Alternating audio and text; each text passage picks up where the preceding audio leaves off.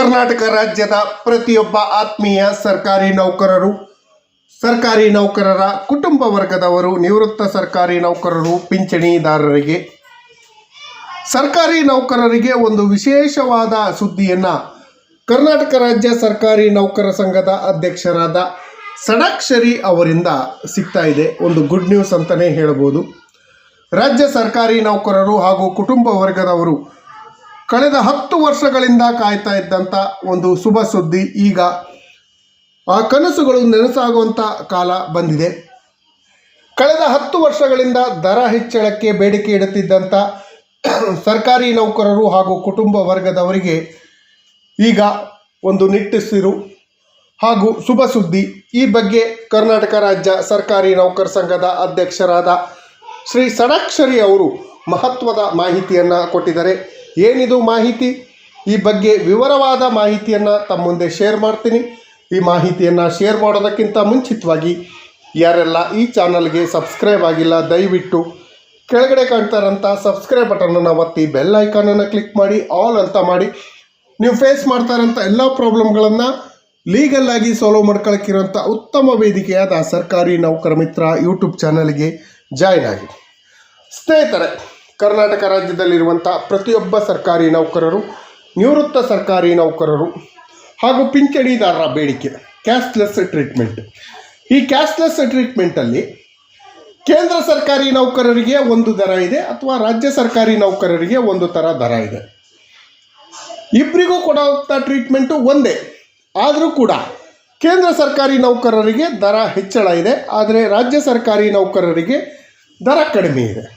ಈ ತಾರತಮ್ಯವನ್ನು ನಿವಾರಣೆ ಮಾಡಬೇಕು ಅನ್ನೋ ಉದ್ದೇಶಕ್ಕಾಗಿ ಸರ್ಕಾರಿ ನೌಕರ ಸಂಘದ ವತಿಯಿಂದ ಕರ್ನಾಟಕ ರಾಜ್ಯ ಆರ್ಥಿಕ ಇಲಾಖೆಯ ಕಾರ್ಯದರ್ಶಿಯವರನ್ನು ಹಾಗೂ ಹೆಚ್ಚುವರಿ ಕಾರ್ಯದರ್ಶಿಯವರನ್ನು ಭೇಟಿ ಮಾಡಿ ಮನವಿಯನ್ನು ಸಲ್ಲಿಸಿ CGHS ದರವನ್ನು ತಕ್ಷಣ ಹೆಚ್ಚಳ ಮಾಡಬೇಕು ಅನ್ನೋದ್ರ ಬಗ್ಗೆ ಇಲ್ಲಿದೆ ಒಂದು ಲೇಟೆಸ್ಟ್ ಅಪ್ಡೇಟ್ ಮಾಹಿತಿ. ನೌಕರರೇ, ನಿಮಗೆಲ್ಲರಿಗೂ ಒಂದು ಗುಡ್ ನ್ಯೂಸು ಸಿಗುವಂಥ ಸುದ್ದಿ ಇಲ್ಲಿದೆ. ಕೇಂದ್ರ ಮಾದರಿಯಲ್ಲಿ CGHS ದರವನ್ನು ಪರಿಷ್ಕರಣೆ ಮಾಡೋ ಬಗ್ಗೆ ನಮ್ಮ ಕರ್ನಾಟಕ ರಾಜ್ಯ ಸರ್ಕಾರಿ ನೌಕರ ಸಂಘದ ಅಧ್ಯಕ್ಷರಾದ ಷಡಾಕ್ಷರಿ ಅವರು ನಿಯೋಗವನ್ನು ಕರ್ಕೊಂಡು ಹೋಗಿ ಮನವಿಯನ್ನು ಮಾಡಿದ್ದಾರೆ. ಇದರಿಂದ ಸರ್ಕಾರಿ ನೌಕರರು ಹಾಗೂ ಕುಟುಂಬ ವರ್ಗದವರಿಗೆ ಏನೆಲ್ಲ ಲಾಭ ಆಗತ್ತೆ ಅಂತ ನೋಡೋದಾದರೆ, ಸರ್ಕಾರಿ ನೌಕರರ ವೈದ್ಯಕೀಯ ಸೌಲಭ್ಯಗಳಿಗೆ ಸಂಬಂಧಪಟ್ಟ ಹಾಗೆ, ಕ್ಯಾಶ್ಲೆಸ್ ಟ್ರೀಟ್ಮೆಂಟ್ಗೆ ಸಂಬಂಧಪಟ್ಟ ಹಾಗೆ ಮಹತ್ವದ ಬೆಳವಣಿಗೆಯನ್ನು ಮಾಡಿದೆ.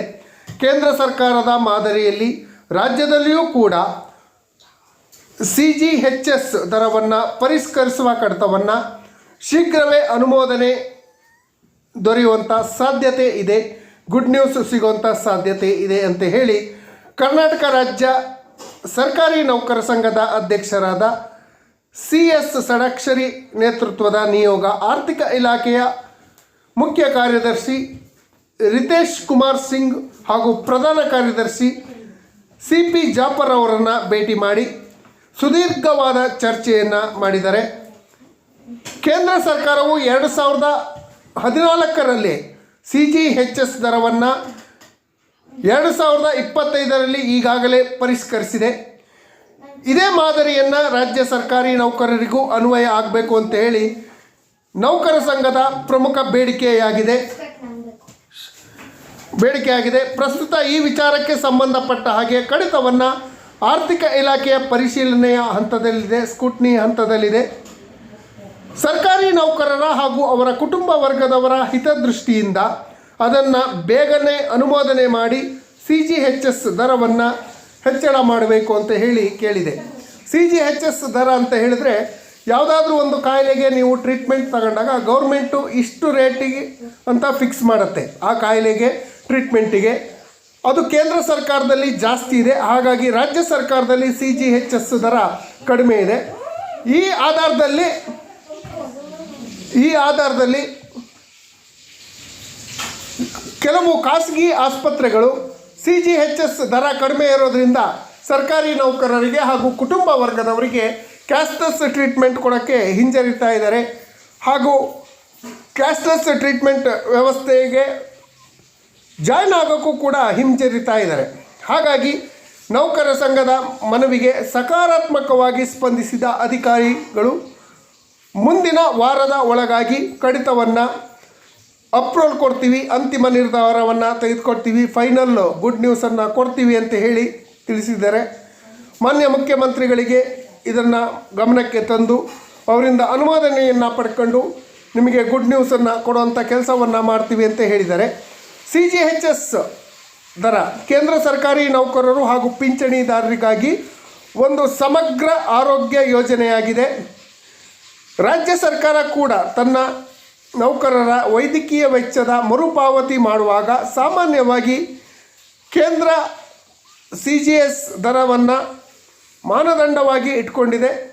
ಖಾಸಗಿ ಆಸ್ಪತ್ರೆಗಳು ವಿಧಿಸುವ ಅಧಿಕ ದರವನ್ನು ಬದಲಿಗೆ ಸರ್ಕಾರ ನಿಗದಿಪಡಿಸುವಂಥ ದರವನ್ನು ಸರ್ಕಾರಿ ನೌಕರರಿಗೆ ಚಿಕಿತ್ಸೆ ಕೊಡುವಂತೆ ಮಾಡುವುದು ಉದ್ದೇಶ.